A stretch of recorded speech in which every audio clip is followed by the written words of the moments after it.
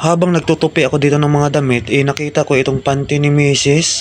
Ay nako, na-miss ko tuloy si Mrs.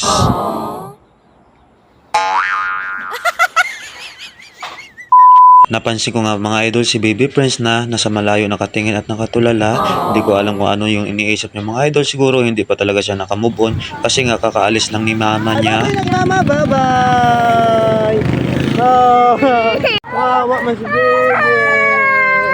Waga babay si mama, waga babay! Grabe talaga yung pag-iyak niya mga idol, pati tayo napaiyak din, pero okay lang yan para din talaga sa kinabukasan niya. At ito mga idol, pinansin ko na siya. Mama be. Babay mama no. Babay si mama. Ano yung mga work. Work si mama be ha. Oo. Oo. Ay. Babay kita yung na. At habang naglalaro si baby mga idol, ito na mga idol dahil ako na yung nanay at tatay dito sa bahay, siyempre sa akin na lahat na yung trabaho. Ito na mga idol, nagtutupi tayo ng mga damit. Bali ito yung nilaban ni Mrs. mga idol at kanina lang natuyo. Kaya ito mga idol, tayo na rin nagtupi. Dito lang kami nakatambay sa labas ng bahay ni Baby Prince mga idol. At habang nagtutupi ako dito ng mga damit mga idol, nakita ko itong kulay itim na panty ni Mrs. Naku, screen pa. Ay naku, naisip ko tuloy si Mrs.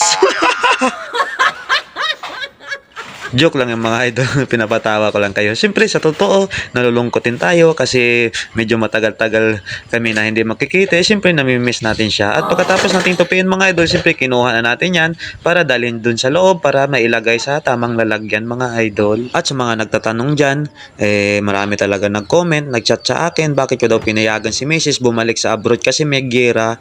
Noon mga idol, nakatapos siya ng unang kontrata, nakapangalawang balik sa Middle East yun, sa Kuwait siya galing. Pero ngayon, nasa Singapore siya mga idol. Dito lang siya sa Asia ngayon pupunta. Kaya walang gera dito sa Asia mga idol. Nasa Middle East lang yon.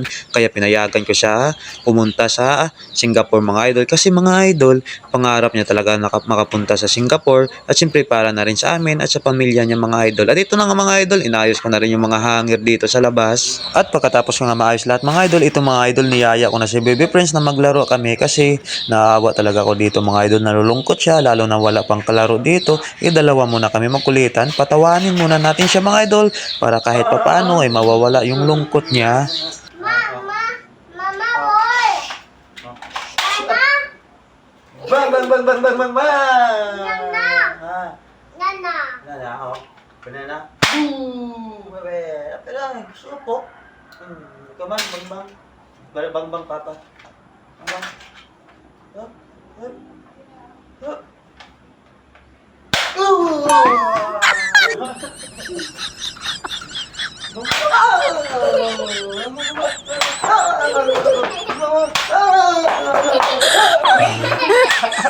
At ayan na nga mga idol, kahit papaano napatawa talaga natin si Baby Prince.